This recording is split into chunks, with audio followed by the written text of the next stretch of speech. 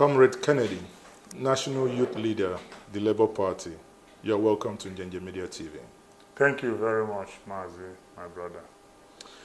So let's start this way.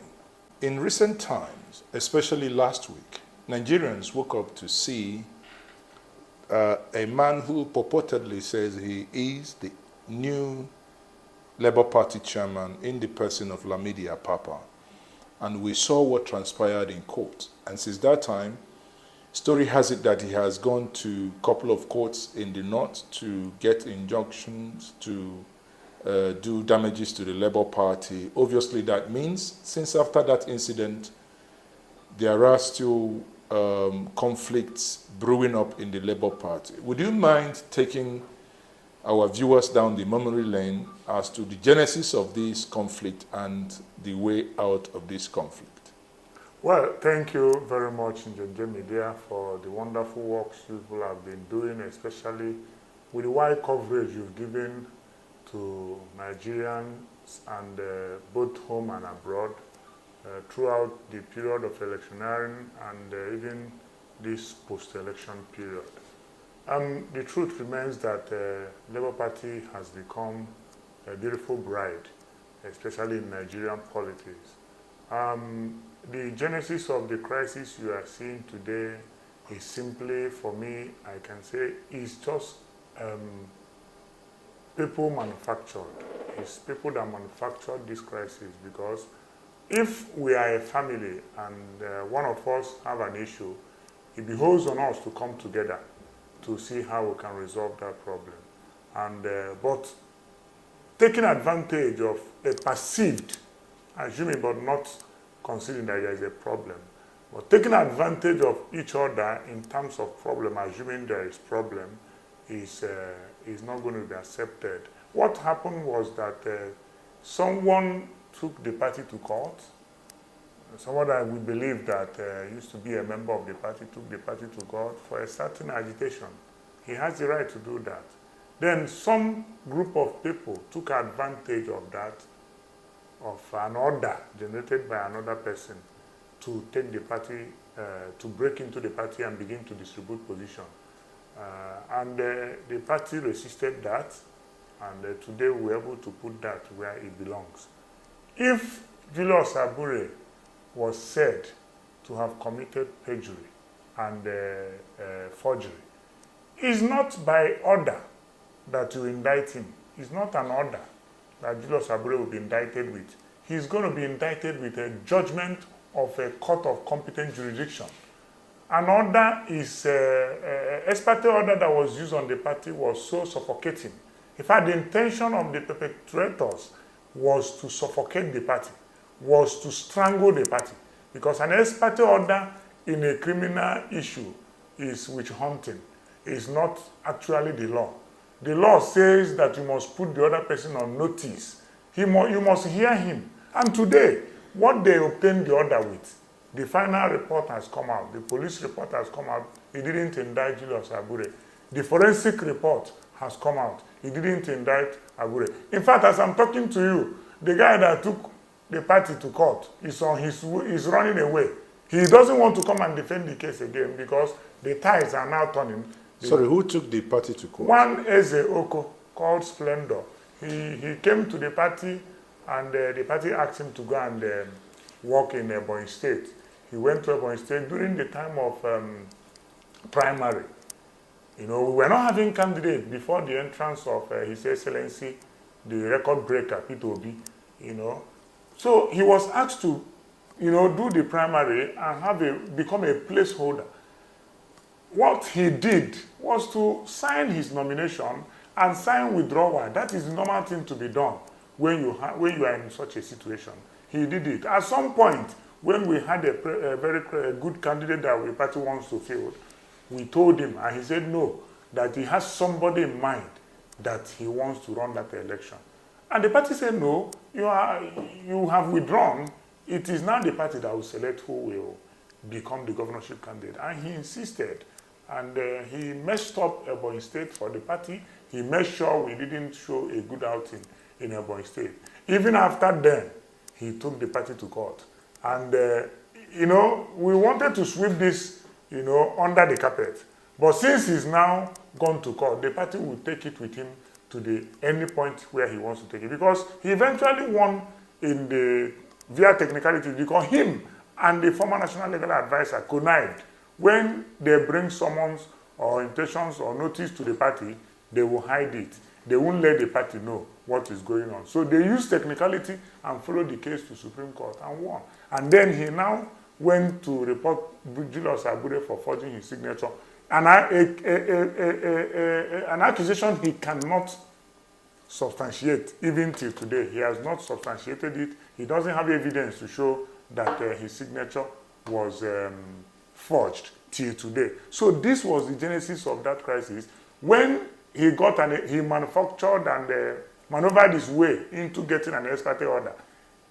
Hakembade, Prince Ruben Favor, Daramola, Lawan, my colleague, the former Deputy National Secretary also, and Apapa, 5 of them came to party office, broke into party office, then invited people that were genuinely suspended from the party.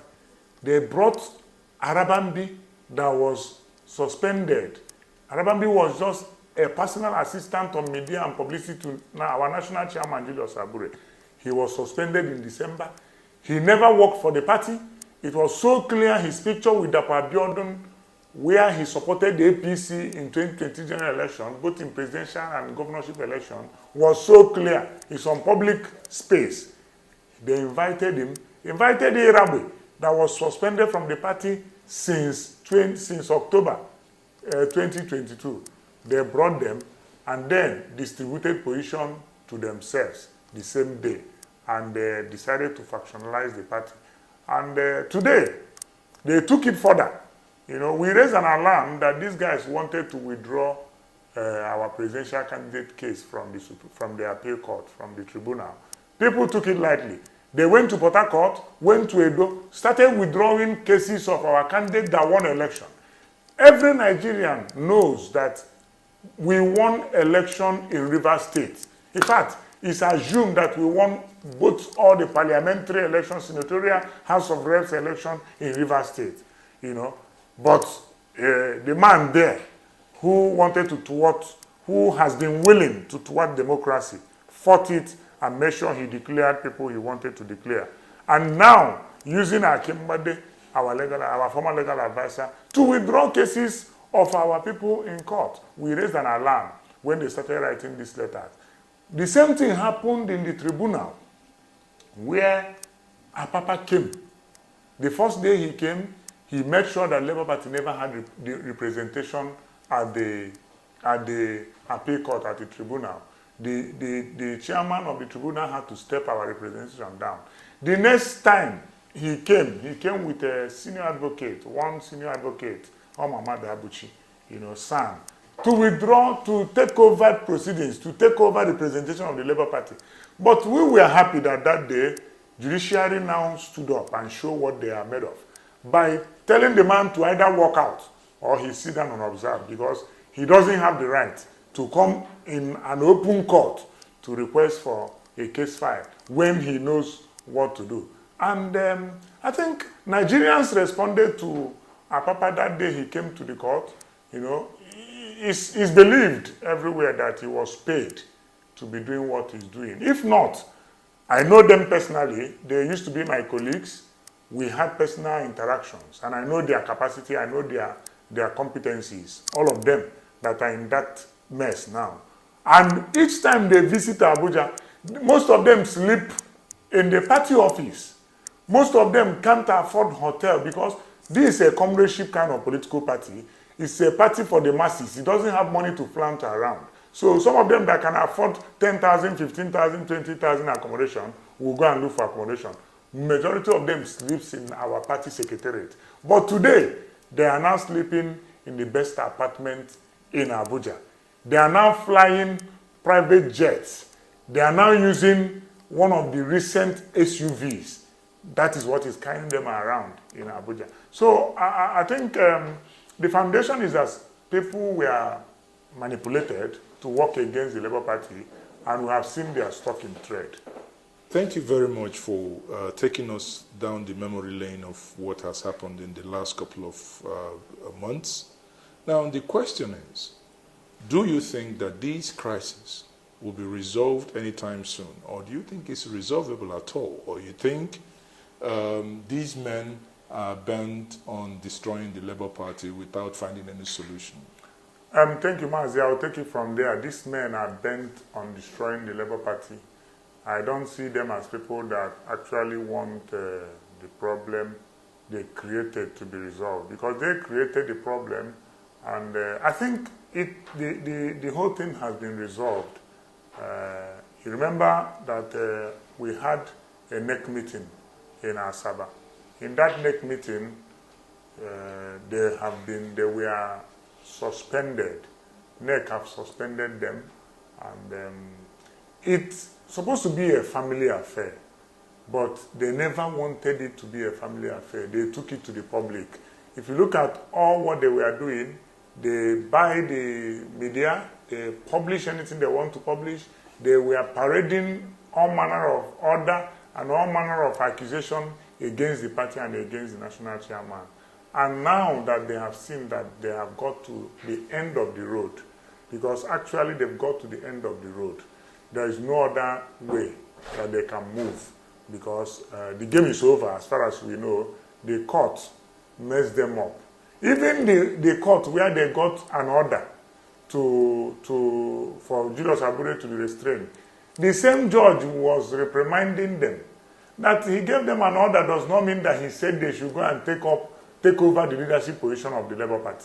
So an order to restrain somebody is not an order. They didn't specify that they should take over the party leadership position. And let me tell you, these guys were among those that jeopardized our outing in their various states. Go and ask them if they won a particular local government in their states. They didn't. Akimbade didn't win his local government. The man that is saying that he's acting national chairman didn't win his ward. He didn't win it. Is he Arabambi that never worked for the Labour Party, both in presidential and states? Is he Irabwe that was contesting for Senate, but he never visited his state? He never visited his local government. He never visited his ward for once. And these were people that are now coming to lead the party. So I feel that we were right. The party was actually right by suspending Arabambi and Irabwe when they did that. And even Akimbade, that is pointing fingers on Abure, on perjury and forgery. Akimbade had once knelt down for the entire National Working Committee. He wrote an apology letter. For what? Ask me. He wrote an apology letter because he forged the national chairman's signature. He forged Abure's signature. Recall also that one of the reasons why Irabwe was suspended because he forged the national chairman's signature as well. So the people saying that Julius Abure forged signature are the manufacturers of forgery. They are the institution. They are the headquarters of forgery.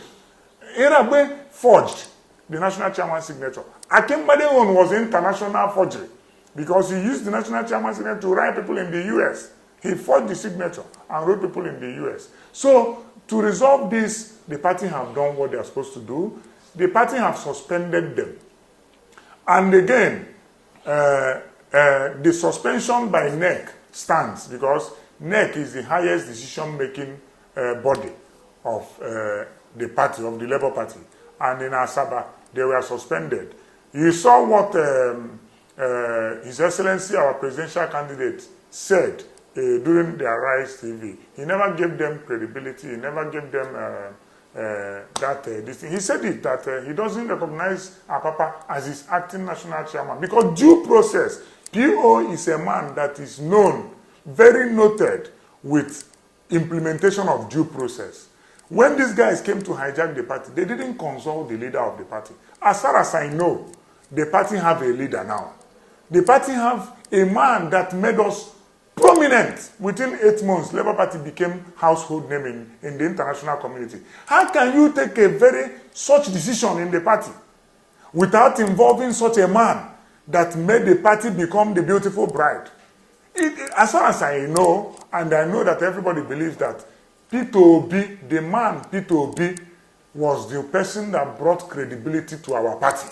He was the person that brought good fortune to the party. All these things we are celebrating, look at me appearing on virtually most of the good media houses in Nigeria and in the diaspora. Why? Just because a credible man, a good man, entered Labour Party. And that is what all of us need to begin to emulate from.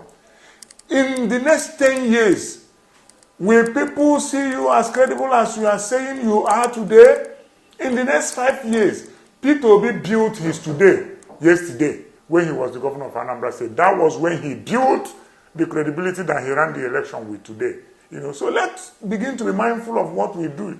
Arabambi, that is shouting everywhere. Today he said that the party is factionalized on ethnic zone, on ethnicity. I now asked him a question which he couldn't answer, and he didn't know how to answer the question. The national chairman of the party is from South, Edo State, South. The national secretary of the party is from the North, the Northwest, Kaduna State. So the deputy national secretary, the deputy national chairman is from the North. We have another deputy national chairman from the South. The deputy national secretary, we have one from the North and we have one from the South. All the zones have their zonal chairmen. With somebody from the Southeast cannot go and represent the Northeast now. So we have the party structure is distributed evenly, and it's only 4 persons that are from Southeast in the whole Labour Party. It's only 4 persons, and we have at a point we have about 18, 19 National Working Committee members. Only 4 persons are from the Southeast. 2 from the South. Minus Erabe, that is 2. Then from the South. Then all the other ones are from the Southwest. 4 of them are from the Southwest. So outside this 2, that is 10. The rest are from the North. And again, let me say this. Labour Party has been there. You can't come and force people to belong to the party. It is people's interest, freedom of association. So if I belong to this association today and tomorrow this association becomes prominent, why will you not say that it's a Southern party? Where were those people when the party is undergoing some surgical operation? When the party was in the gutters, where were they? People stood by the party, built a party. Are you now saying that because the party is prominent, those people should be chased out? Is not accepted. Even constitutionally, it won't be fair. Morally, it won't be fair. So, for anybody to say that Labour Party is regionalized, that person is just playing a very dirty politics, which we cannot accept. So, the issue has been resolved. They are suspended. They are the transactional politicians we have in Labour Party. And remember that the coming of Peter Obi is to change leadership in Nigeria. So, all those that are corrupt will be sifted out, including from the party. Those that are corrupt in the party will be sifted out, not only those that are corrupt in the country. So gradually, Nigeria will get it better. When we have a good candidate, we have a good political party, we will definitely have a good country. Thank you very much. Thank you. Now, what you're saying in essence is that the issue has been resolved, but again, the crisis still persists. So is there no way the party could actually resolve this thing amicably as brothers as they were before, maybe outside the court?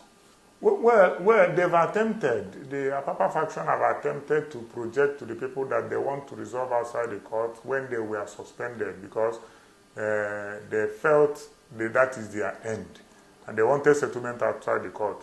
But this is defamatory in nature.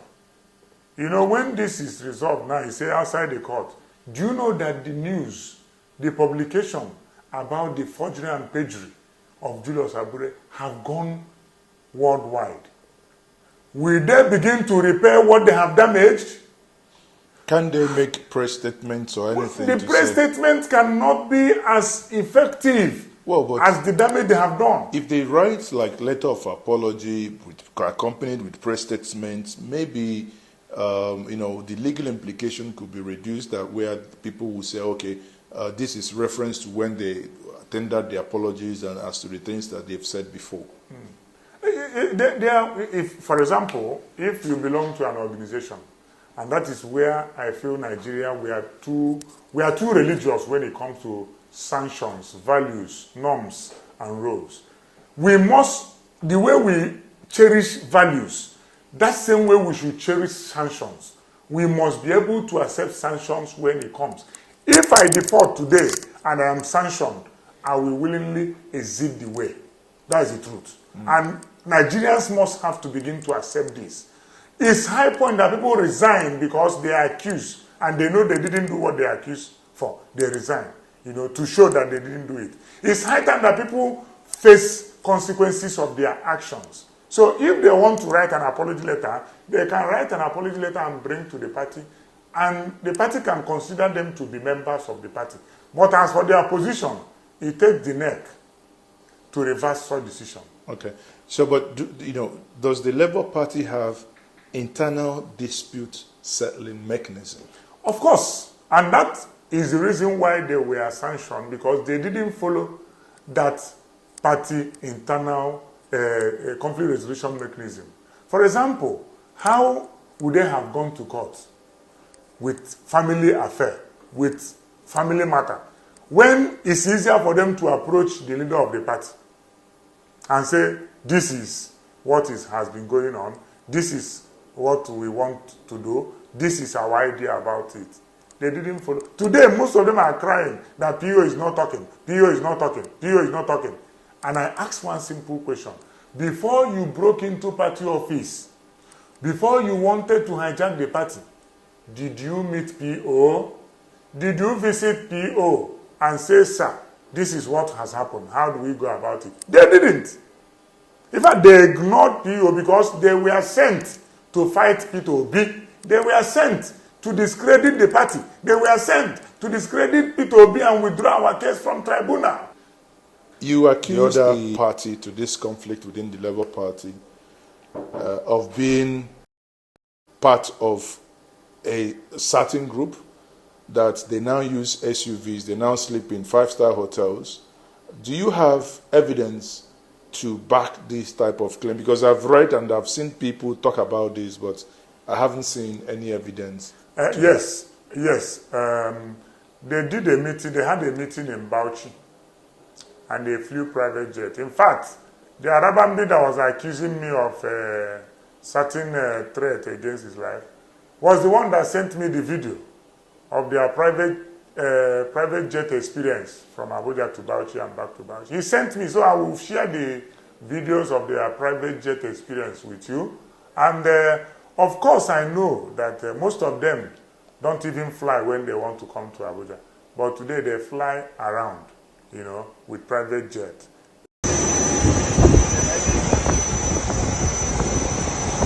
This is the Apapa International Airport in Bauchi, where we just arrived for our next meeting.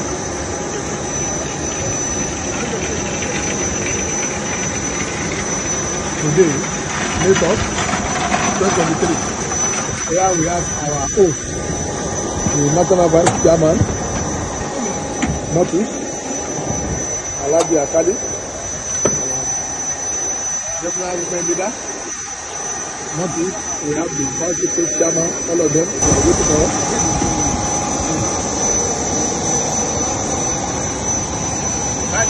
Who brought you here? Oh, thank you. Welcome, sir. Yeah. Who brought this man? Yeah, we brought I'm Fulani now. I'm Fulani now. yeah. Nice. The leader. Yeah. Thank you.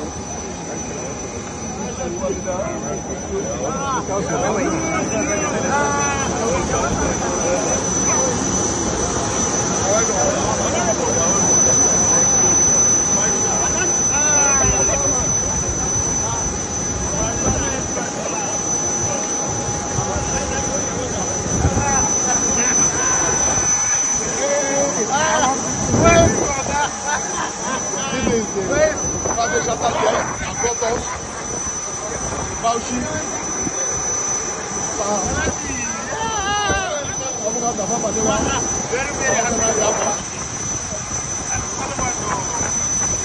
To God be the glory. The day has come. The day has come. Secondly, I know Apapa. That elderly man, I know him very well. He doesn't have the power and the financial muscle to buy one of the recent SUVs. Apapa does not have the energy to employ security personnel. I stand to be corrected. He can prove me wrong. So, but today, we now see him. We saw him in court. That was where I saw him. I saw him in court with one of the most recent SUVs with police orderlies and attaches. So, we know ourselves, my brother. You know, if you've come close to me, you know my capacity, you know what I'll be able to do and what I will not be able to do. So I know them. I know all of them very well. They are into transaction. You know, their transaction has been successful, and they are cashing out of it. But I know that there is no more fund in that ATM now because their business is over with those that send them, and the court have ended it for us by walking away the imposter that came to withdraw our case in court. Okay, thank you very much. So let's move on to today's reality. I mean, let's leave the party internal conflicts here. In the next couple of days, Nigerians believe that there is likely to be a new president, someone who will be sworn in. On Friday, there will be a judgment to be delivered on double nomination of Shetima in Abuja. And again, on the streets of Abuja, predominantly opposite the tribunal that is at the appeal court, Federal Appeal Court Abuja, we have seen people imported from the Niger Delta singing, dancing, protesting, come rain, come shine. In all these that are happening, what is your position and the party's position regarding May 29? Obviously, bearing in mind that the party has gone to court. Are you going to protest May 29? Well, the Labour Party, I want you to understand there is a difference between the Labour Party and Nigerians. We are a political party that is bounded by the laws of the land, and we obey and respect the law of the land.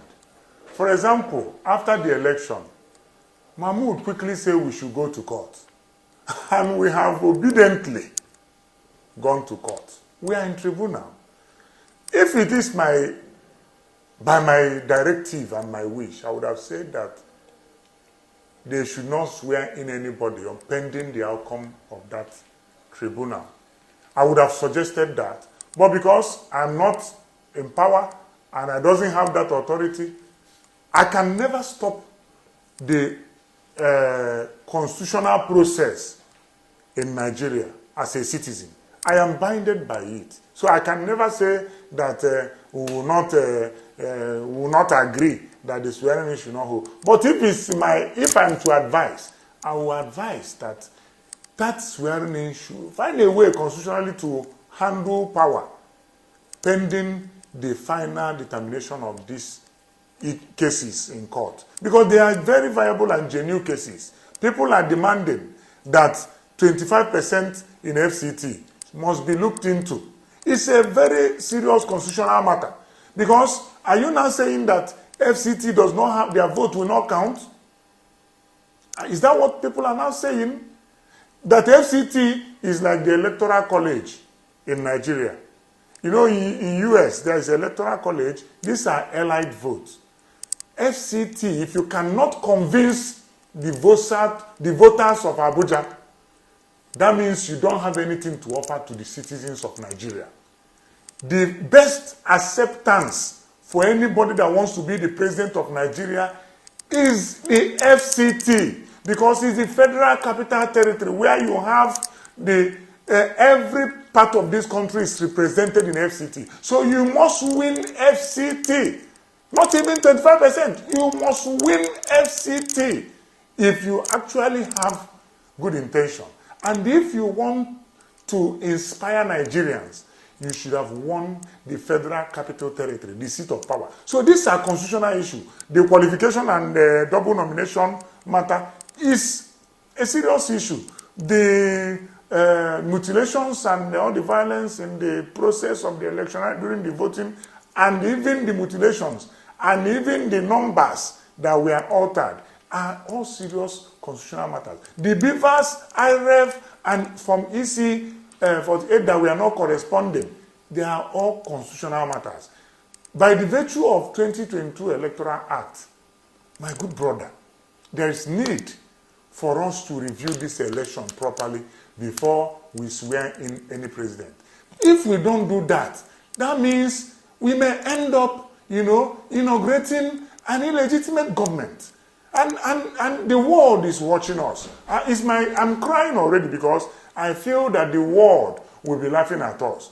It's better that the constitutional process goes through and let the man declared by INEC be declared winner by the judiciary.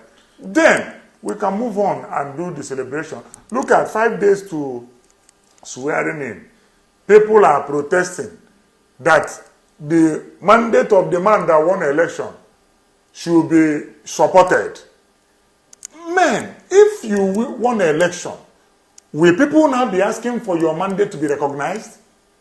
That means for you to be asking for your mandate to be recognized, it therefore means that you didn't win the popular vote of the people. Because if you had won the popular vote of the people, 5 days to swearing in, there should be some crops of parties, crops of celebrations going on across the country, because people are getting prepared to receive the new government. Not protesting in front of our appeal court that the mandate of the man declared by INEC should be recognized. Recognized by who? By the same Nigerians that supposedly voted. It's kind of confusing to me. So that is why I still suggest, and I don't know, my voice doesn't really matter, but I suggest that the government find a way, to harmonize some of these things so that they were able to hold on this swearing in pending when this matter is. That is for the presidency, but if we cast our mind back, for instance, in states where you have a delegate, one who is a PDP person, the APC went to court, but he was sworn in. Even some would argue that even when Peter Obi against Andy Oba, he was sworn in when Andy Oba went to court. Even his second term, he was sworn in when the opposition went to court. So the question is, if these happen in states, why this fixation of not swearing in until the litigations are finished? Thank you so much. There's a big difference. The federal government is like the hammer that hits the nail. The federal government is one that holds the yam and they hold the knife. So it will be difficult for a president to be in power. You are deciding his case. It will be difficult most times. Most times because of the perception of Nigeria, perception of Africa where we belong, the African leaders, their mentality and their view to leadership. People believe that it will be difficult. For example, in my state, the governor once said that this one that is in my hand, let me see who will come and take it away from me. You see, those kind of scenarios are what people are trying to avoid when you empower. The Nigerian president is a very powerful person. Grand Commander of the Federal Republic. GCFR. It's not a small matter. That is why people are afraid. These are states. You have a president. So it will be easier for the judiciary to be independent, in terms of deciding the state affairs. But in the national affairs, where it is the president that appoints the chief a judge of the federation. It is the president that makes most of these powerful appointments. So people perceived, and they are perceiving, that once this man is sworn in, it will be difficult for justice to be served. But me, I believe that whether he is sworn in or not, the justice must prevail. And I believe that Nigerian judiciary must be independent, and they must be strengthened to do the needful. So, personally, I believe that no matter how long illegitimacy takes, legitimacy must overcome. That is what I believe. So even if he's sworn in, I feel that justice can still be served, because it's about Constitution of the Federal Republic of Nigeria. So even if he's sworn in, justice must be served. It's just for us to believe in the judiciary. And we believe that the judiciary will make Nigerians proud once again. So before we round up, Prince Kennedy Ahanotu, the National Youth Leader, Labour Party, the ObiDients are the backbone of the Labour Party sudden movement to limelight. The ObiDients are like the air. They can go anywhere. Many people even argue that the ObiDients are not necessarily Labour Party members. They are APC, PDP, YPP, name it. But they are Nigerians who are dissatisfied with the way things are working. In the last couple of months now, the election has gone the way it has. We have seen wide rigging in some states. Some states were criminally and stupidly rigged. In all this, confusion is setting in. These are the same ObiDients that had 1 million man marches, 100 million man marches across Nigeria, but now appear to be nowhere to be seen on the streets of Nigeria. What is your message to those who may feel at the moment disillusioned, to those who may also think that this is the end of what they've labeled in the last couple of months? Your message to them? Well, first and foremost, I want to define that word obedience for people to understand who are ObiDients. ObiDients are those students that were kept at home for more than 8 months, no school. ObiDients are graduates that finish school, no job for them.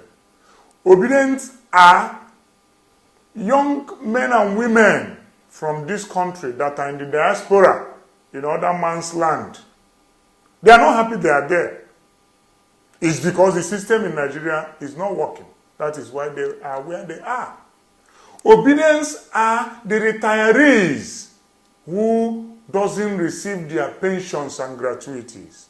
ObiDients are those lecturers that government have refused to pay their salaries. ObiDients are the doctors. They are the medical practitioners that government doesn't pay, and they find pleasure in traveling out of the country. ObiDients are the Nigerian youths who they say are the future leaders, but at 40, at 30, they can no longer become a councillor in their country. They are the ObiDients. ObiDients are the people, young Nigerians at 40, they are still washing singlets in their mother's house without meaningful employment.